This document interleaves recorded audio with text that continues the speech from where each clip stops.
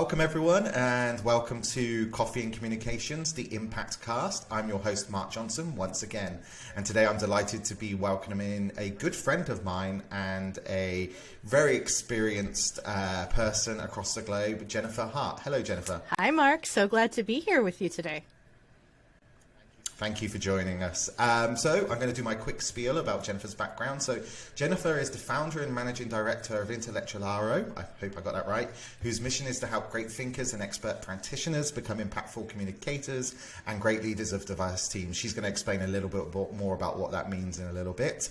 Previously, she has been a coach and facilitator with Innovators Box, leadership coach at Opify, and an external consultant with the US Department of Commerce. In her past life, she worked for one of the largest global communications agencies and I think also advocacy agencies for almost 15 years, helping to shape their APAC region sort of work across a diverse array of industries. So we're going to dive right into our podcast today. So Jennifer, can you just give us a bit of a flavor about your background? How did you end up where you are today, running your own business? Thanks, Mark. You know, I love talking about how I got to where I am because I think so often we think that people just design these beautiful careers, and my entire career has been one glorious accident after another. I initially started off working at a law firm thinking I wanted to be a lawyer, woke up one day and said, I don't think I want this. And then I went to grad school and I was going to be a journalist. And then the news magazine, the Far Eastern Economic Review, where I was accepted for an internship that was hopefully going to lead to a job, went under. So after that, I thought, well, now what? And I fell into public relations and crisis communications, which was essentially using a lot of the journalist skills, which were also using some of the lawyer skills, but on behalf of organizations. And then, after doing that for, 15 years, I realized my actual passions were more in the inside of organizations than the outside. So realizing that while we focus a lot on external communications, it's actually what's inside a company, the culture, the DNA, that makes things work. And that shows, it flows out of you to your external stakeholders far more effectively than the best crafted set of key messages. And I grew passionate about that. And I love helping people uncover their inner leader, their authentic leadership style, and mapping out career paths and leadership journeys for themselves. Fascinating. And we're going to dive a lot more into some of that. But kind of looking back at, you say kind of a glorious accident. And I love the fact that you said that because there's almost this thing, especially with the growth of things like LinkedIn, where people kind of portray a little bit this glorious path to managing director, CEO, whatever. And often it's just through a little bit of luck, a little bit of hard work, a little bit of accident. So can you just talk us through some of those challenges, the things you've learned, how you almost kind of built probably a little bit of resilience through some challenging times? You were at a global consultancy for I think 15 years as well, so almost people can get very embedded in staying that for a very long time as well. So what helped you kind of push past some barriers and kind of get out of that? So it was a big question, so the platform is yours. So the wonderful thing about a consultancy is it's a great place to develop resiliency because no 2 days are alike, and you are always going into situations that are unexpected, that challenge the depths of your expertise and challenge your confidence. You asked about a skill that has served me well throughout this bumpy journey. And the truth is, I realized that courage was a lot more important than confidence. You know, all through my career, a lot of well-meaning people have said, you know, you just got to work on your confidence. And two things kind of happened. Number one, the more they told me I wasn't confident, the more I sort of felt less confident. Like, wait, am I coming across as inconfident? I wasn't feeling that way. And secondly, it put me on this spiral of always having to be better, when the truth was what I really needed to do was accept where I was. I think the second skill that served me well then and continues to serve me well now is to stop thinking about my responsibility and my role as being to have all the answers, but instead to think about my job as being about having the right questions and asking the right questions. And when you combine that with courage, it opens up a lot of doors, and you can get through setbacks a lot more easily. Because no matter how bad things go, you can sort of pull back and say, hey, I tried that and I can be proud of that, even though the end result was not what I was hoping for. Yeah.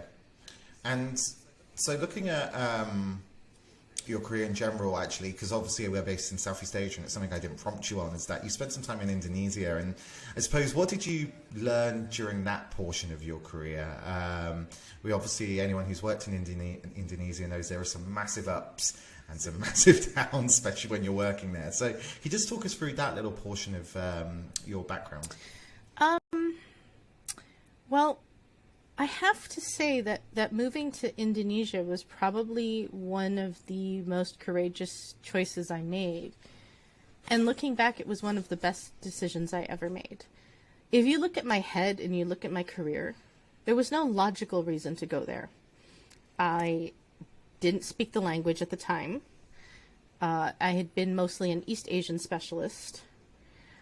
But something said, I think I want to try this.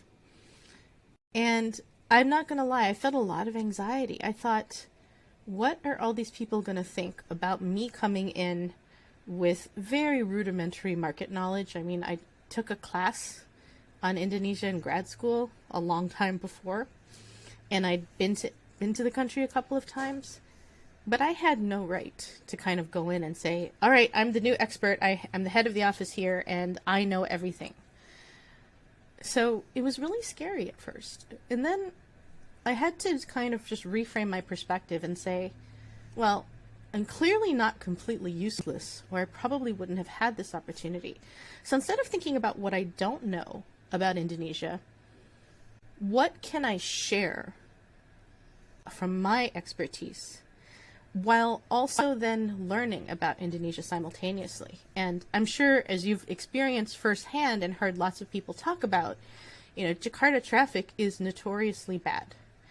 I ended up loving Jakarta traffic because it was the chance for me to ask lots of questions and have sort of my mini master's course in everything from Indonesian government to society and culture while we were stuck in traffic between meetings. Fascinating, yes, and I will.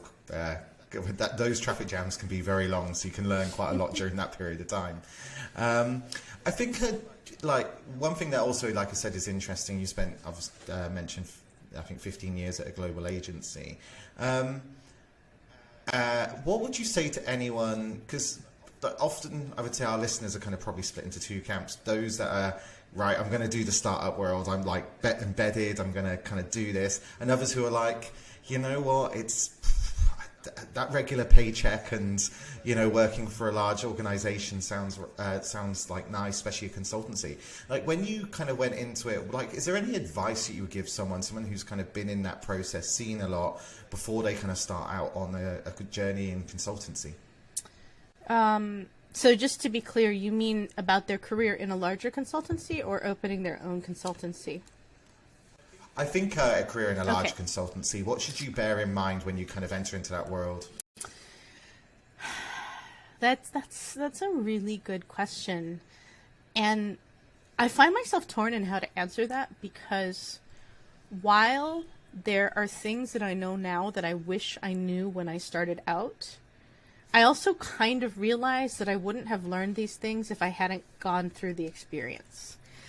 Mm-hmm. But what I will say is, and I think this will resonate with people who are performance oriented, maybe have a latent or not so latent inner perfectionist, is not to go it alone. I remember starting out with this deep level of anxiety and what I now know is imposter syndrome, saying one day they're going to find out that I have no idea what I'm talking about. And the truth was, I realized that I was at my best when I was collaborating with people. And that meant offering help and asking for help from my peers, from my direct reports as I became a manager, and of my supervisors as well. And just realizing that when you have multiple perspectives and you're challenging your own thinking, that's actually when you get to the best results. So I think advice number one is don't feel like you have to go it alone. Advice number two, I would say, is also, listen to your gut. I think at some of the world's most prestigious consultancies, the environment may not be healthy for everyone. And to just sort of say, am I in line with my values? Am I doing work that I find meaningful, that brings me joy, and that I feel in my way I'm having an impact? And is this culture one where I feel safe, where I feel like I can grow, where I trust the people around me? Because that makes all the difference. A crisis is a crisis no matter what, but a crisis in a supportive environment is infinitely easier to navigate than one where you're navigating external and internal bombs, so to speak. I think that's really, really important advice and sort of guidance, because I think, especially in your younger career, you're often like, oh, well, I should take this because it's going to help me, even if I'm not sure. It's kind of like you convince yourself into roles. And, the agency setting can be a fantastic learning experience, and it can be amazing. And I've worked with teams where I'm like, I'm so lucky for that opportunity.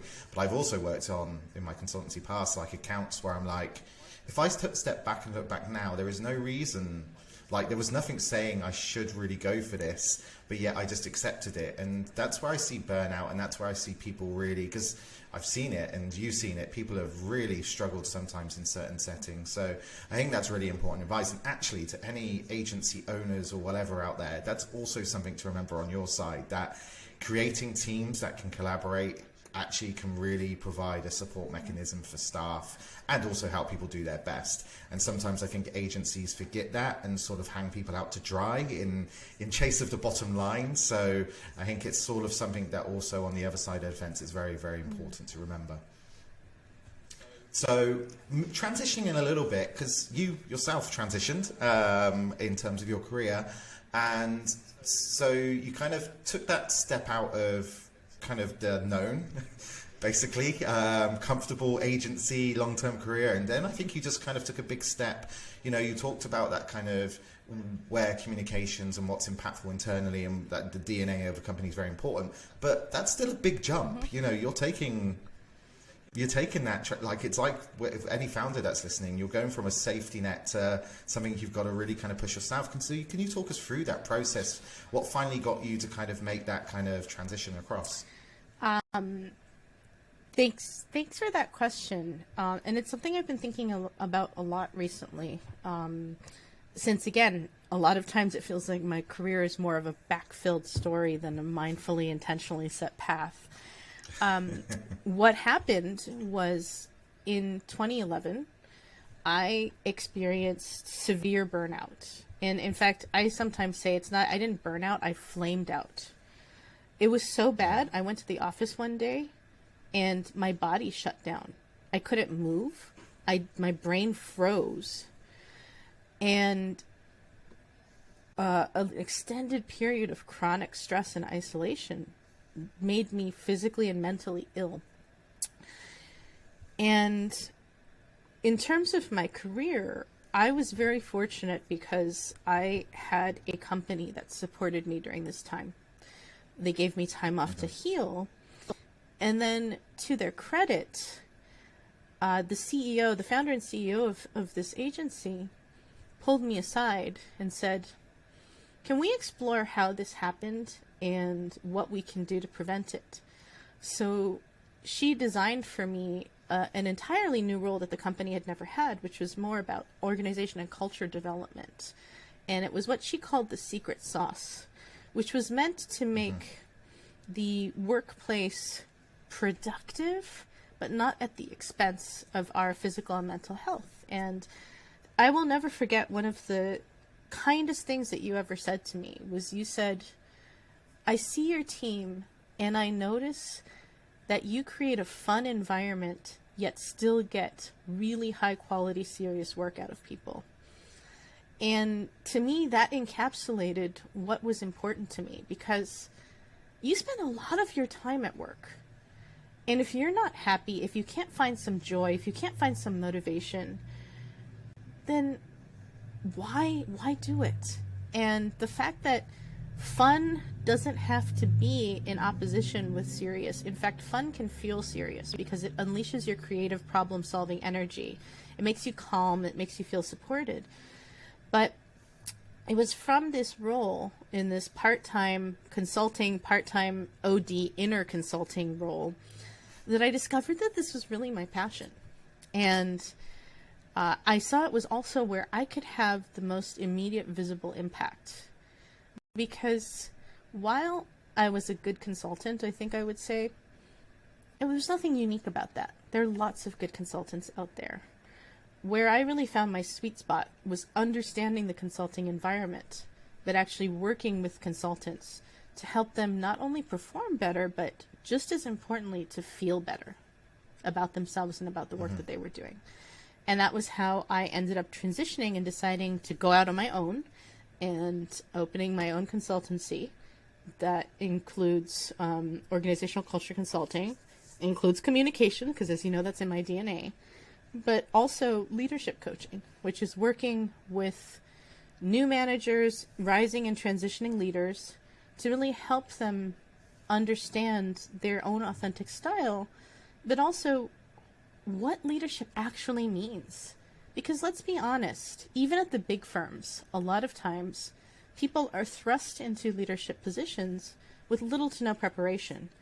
And if they are prepared, they're probably prepared more on the skills side. They're given some training. Here's some things you want to learn about project and people management, but very little sort of personal resiliency training or acknowledgement that, yeah, this is going to be hard and this is a stretch, and it's okay that it's a stretch because it's the next step for you.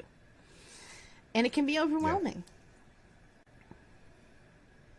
They're fascinating, and I think actually that's something very interesting to think about, is that when you do junior roles, there is no baked-in training, development around anything you've just spoken about. And so you're suddenly given a managerial role and said, hey, huzzah, manage people effectively, manage a team effectively, like do all these different things. And it's like, well, I've never done this before in my life, and you provided zero like understanding of what this actually means. And a lot of people actually end up hating managing, because not because I think managing is not actually fun and enjoyable and watching people develop, but because they're just like, yeah, I've got all these other tools, but this is something totally new to me. And I've always found that fascinating, that we assume people just become good managers. Yes, and also, I don't know why. It's the only, in most organizations, it's the only way to rise. And yeah. In the second thing, aside from the lack of preparation, is we don't give people a choice. You know, one of the things that I help leaders do, which may sound odd to put in this language, but I choose this language deliberately, is I help them grieve for what they've lost. You know, a lot of managers, especially as they proceed to larger leadership responsibilities, they grieve not being able to get down into the weeds, get their hands dirty. It's what brought them joy. So not only are they not prepared, but they're doing something that's unknown that they currently dislike at the expense of what they love. And if you don't allow a new manager to kind of go through that process of loss and then understand, ooh, managing people can be fun if I do it in a way that's authentic to me, we shortcut it. We're just like, yep, you have the title now, do the job. And that is that's to the detriment of the manager, of the team, and of the organization. Yeah, 100%.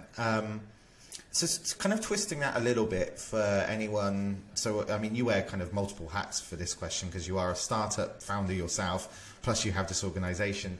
And I think one of the interesting things, and something I see so often when it comes to kind of, especially those startups that are growing. And I think the pandemic has probably supercharged, say, certain healthcare startups and that were probably not kind of ready. So like, what advice would you give to startup founders who are experiencing growth, who probably haven't even considered, you know, like many of the aspects to do with kind of internal communication, internal kind of management, and probably put it not last on the list, let's be honest, external communications, PR tends to be last on the list, but like it's below product, it's below marketing, it's below all these other things. How do you get them to start thinking about this stuff? Because the earlier they do it, the much easier to have that baked into their DNA than to wait and then have just terrible circumstances kind of moving forward. I'll be fascinated to know. That's a great question, and it's still a struggle, because I've noticed that while you can use case studies and data to convince someone's head, it takes a lot longer for their heart and their gut to catch up. And the most pervasive characteristic of all startups is speed, and the need to get things done quickly, cheaply, etc. So I try to frame it as, do you know the cost of constantly operating at breakneck speed? And working to help them plot out a strategy to slow down in order to go faster down the road rather. And it can look it looks different depending on the organization. For very strong founder-led organizations, I think one of the challenges is ego. And I don't mean ego in terms of arrogance per se, but ego more in terms of my entire identity is wrapped up in being the person who birthed this from an idea. And asking me to step away is kind of like asking me to leave my baby by the side of the road. And so explaining that it's not abandoning and it's not delegating because you're not involved anymore, but it's making sure that you're building a sustainable way to continue to nurture and grow and have this company actually succeed.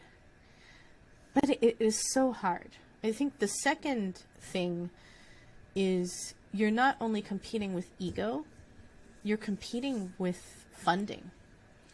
And it's very hard to sort of say, you know what, take time out of your product development and work on this soft, squishy people stuff. Sometimes people get it and they say, okay, if we actually work on our team and we are a more cohesive team and we are united by a common mission and vision, our R&D and product development process will actually be a lot more smooth. But it's very hard in the thick of things saying, you know what, I've got my first round investment just around the corner and we're just going to go and that FOMO, if I don't seize this now, I'm going to be the chump who had all this money in front of me that I didn't take advantage of. And the third thing is, I think, to empathize and never to be in this position where I get frustrated and say, why don't you get this? But to just honor that it is really hard to be a founder. It is really hard to be objective, and it is really scary to think about things that aren't immediately in front of us.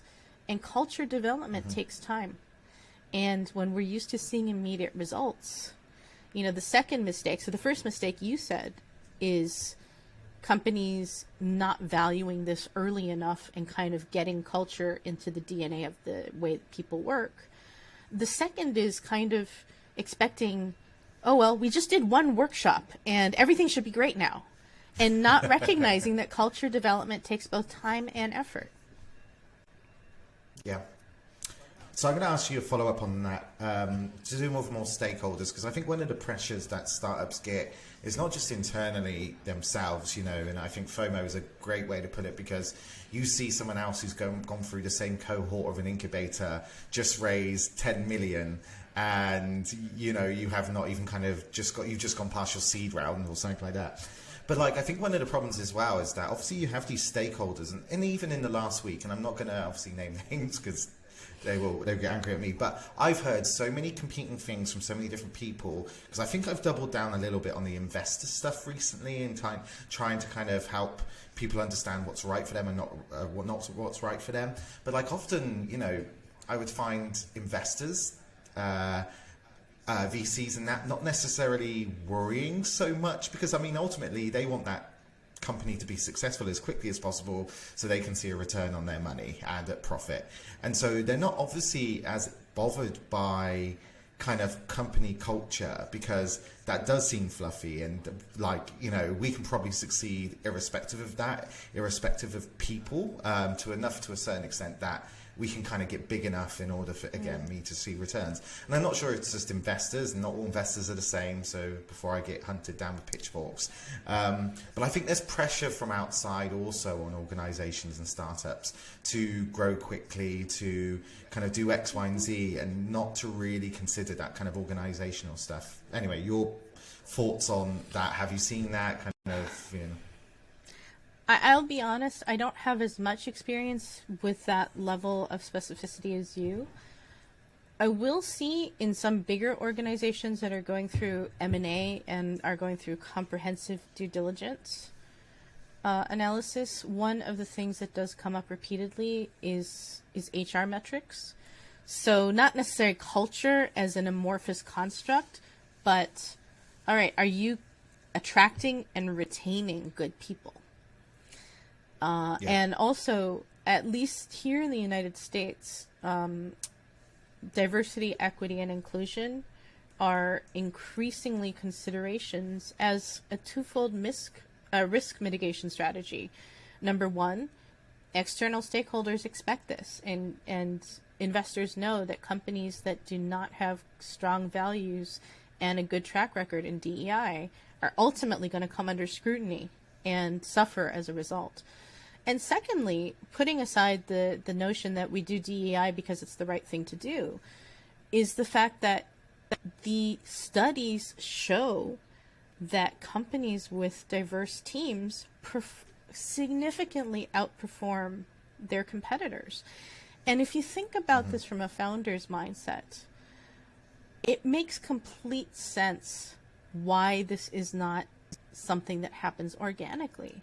When we start small, we look for what we consider to be like-minded people. People who believe in our vision, are enthusiastic, think like us so we can shortcut communication. If you get how I work, if we're similar enough, it's so efficient. But then we're missing that whole other side of the equation, which is, what might be another way of interpreting this? What's an idea that wouldn't have even remotely popped into my head? But it's because it seems like, I have to invest in understanding how to work with different people. That's going to take time. So a lot of times it just feels like I can't deal with this. And we tell ourselves, I'll do this tomorrow. When we're big enough, that's when I'll do my DEI strategy. That's when I'll work on kind of getting our corporate culture, our values, our mission really clear. But the problem is tomorrow never comes for most organizations. Yeah. Fascinating. One thing, because obviously I'd be remiss if I didn't talk about this being a comms background. Why is being an impactful communicator so important for leaders? I think this is both pertinent for large organizations and startups, especially those that are growing. I think so. There's an obvious and I think not so obvious answer to that. I mean, the obvious answer is that communication is the one thing that crosses everything. And with communication comes clarity.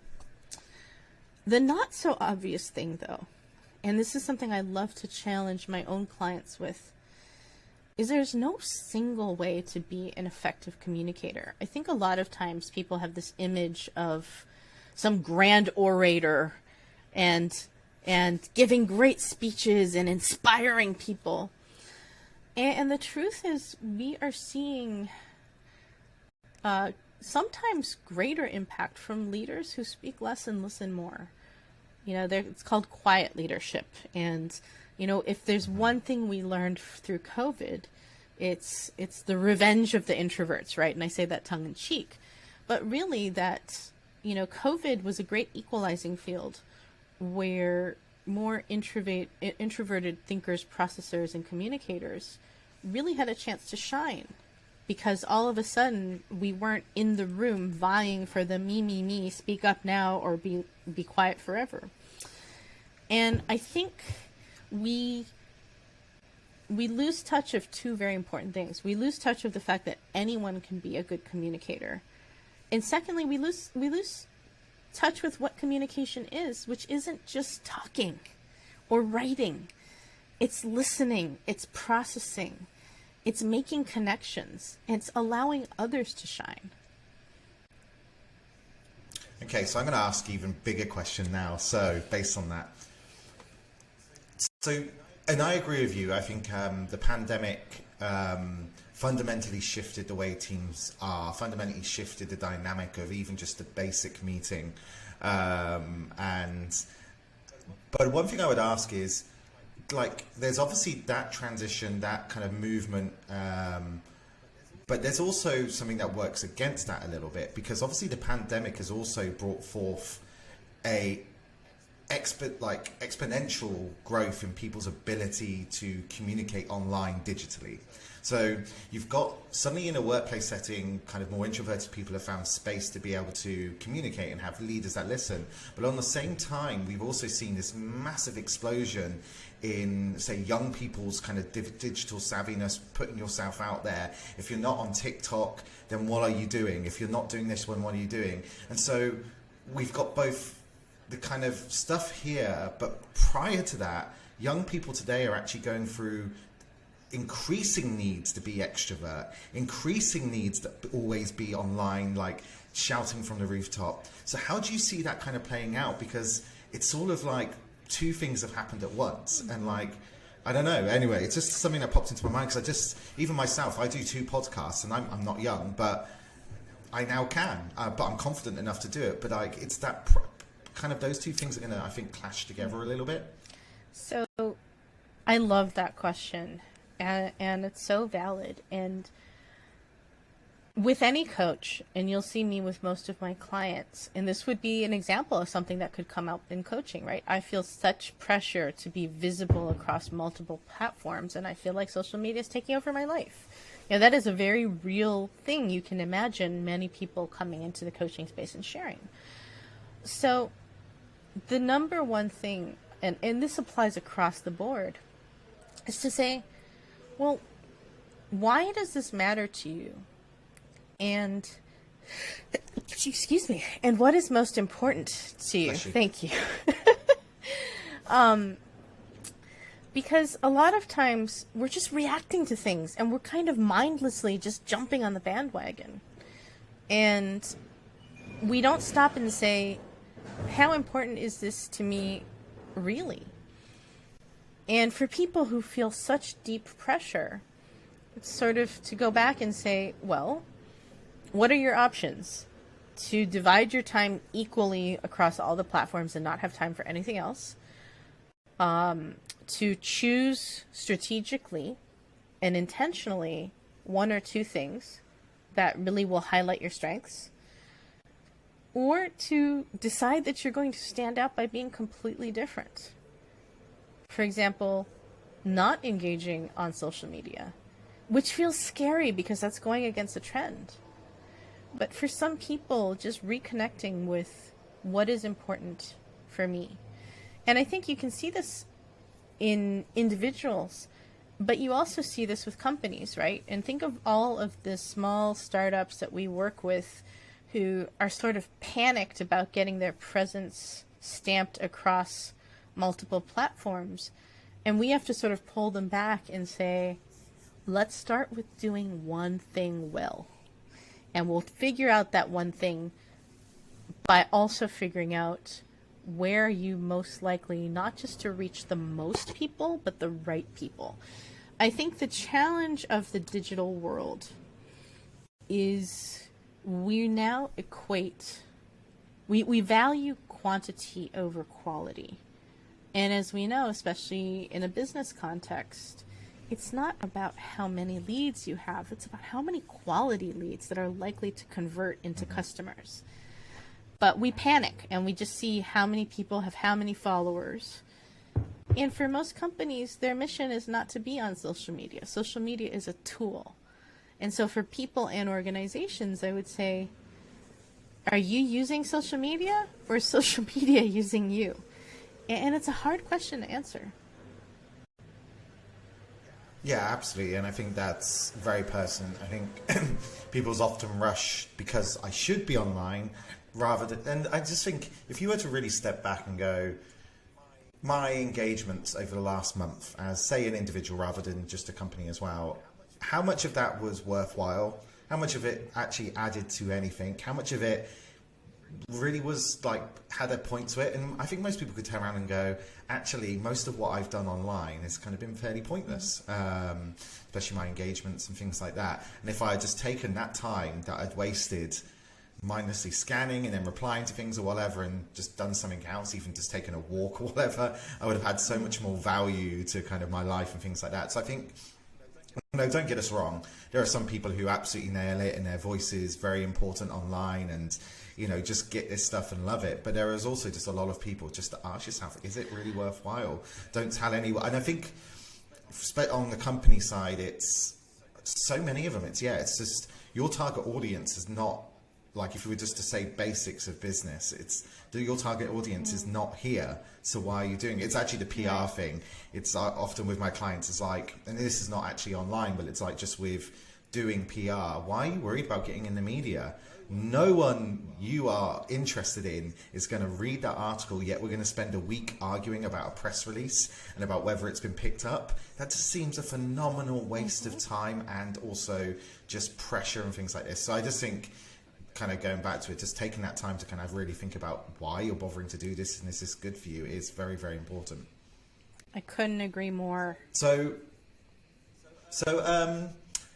as we thinking of coming to the end of this, I was just wondering more about your founder journey. Is there any kind of advice you would give to anyone who, when you start a company, it feels like you can kind of be swimming alone in a very, very big sea, and you're filling multiple roles at the same time. And one of the things I had a conversation with many founders where they're like, you kind of start focusing in on the small wins because most of the day is not wins, and you start kind of going, 10 followers is great and I'm going to celebrate that, or getting that reply from that email. So like, what would you say to founders in terms of kind of getting in the right mindset to be able to manage kind of just the highs and lows of starting your own thing, basically?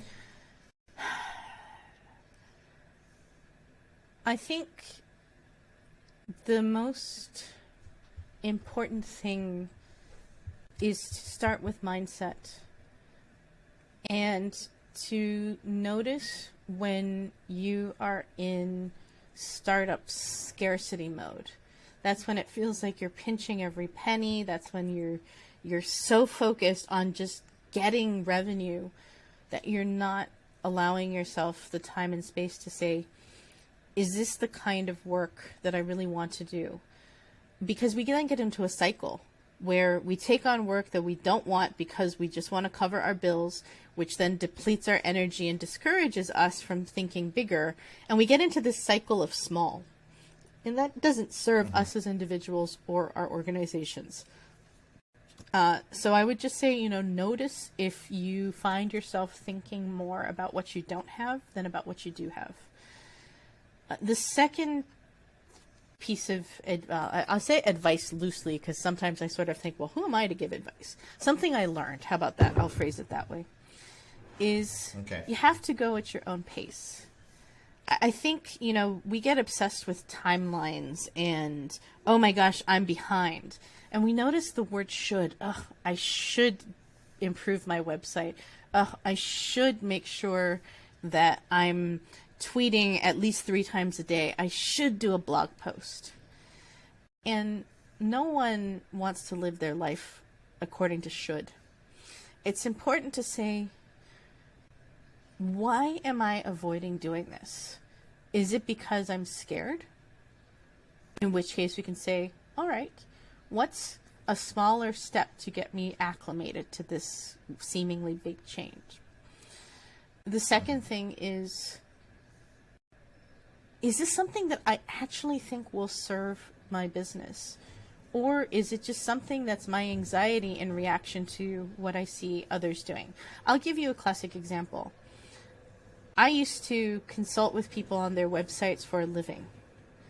My website is serviceable, but it's not nearly what I would consider good enough. And I would spend hours agonizing about how to make it better, yet not actually doing anything about it. And one day I woke up and I realized, my website serves an important purpose. It proves that I am here. It talks a little bit about me. But part of me realized that my website isn't the most important tool that I have. And it was more important for me to go out, get speaking engagements, meet people, share what I do conversationally and interactively, rather than believing that the perfect website, someone would land on it and say, wow, that's the coach for me. Because that's not how it happens. And then the third thing is to find a community. The thing that was the biggest shock for me going out on my own was just how isolated I felt and how hard I found problem solving sitting alone in this anxious space worrying about paying rent and putting food on the table. So I feel very fortunate that the coaching community in general is an extremely generous, extremely supportive community. And I met through several means other coaches who had started their own businesses and who not only knew what I was going through, but could also provide just support and practical tips for overcoming some hurdles that I was finding intractable on my own. Okay, fascinating. And I think that's the last question I have. So if you have any final thoughts that you would like to share with us, you don't have to, because obviously I'm just chucking it out there. Please do. I think, I don't know if I have final thoughts, but I've really enjoyed today's conversation, and I would just invite everyone who's listening, to acknowledge that whatever you're doing in your career or your life is important, but not to lose sight of who you are and what you want in this quest to build something bigger. I think that's absolutely, if you're going to remember one thing throughout anything you're doing, especially as a founder, I think that's the thing to remember. And because you can quickly wake up and it's 5 years down the road or whatever, and you actually haven't been doing kind of what you really, really wanted to do. And I think that can happen to the best of us. But I also think we live in a great world right now where, because of technology and things like that, we do have the opportunity, I think, to shift a little bit more so than, our parents' generations were pretty much stuck in the same job, and owned a home and had kids and all this stuff by certain points in their life. And I do think we are afforded more flexibility, even if there are a lot more pressures, I think, in the modern world as well. So anyway, that being said, Jennifer, I want to thank you for joining us. There's a lot to take away from this, and I'll have to unpack all of that. But anyone who's listening, I hope you've got a lot from this. Yes, you can find Jennifer's stuff online, her semi-good website, as she just described it. You can also kind of find her. She's also on LinkedIn, so I'm sure she wouldn't mind anyone connecting with her and sort of like speaking to her about some of the things she may have said. So Jennifer, thank you. Thank you, Mark. It was such a fun conversation. Excellent. And thank you everyone for listening, and join us next time. Take care. Bye-bye.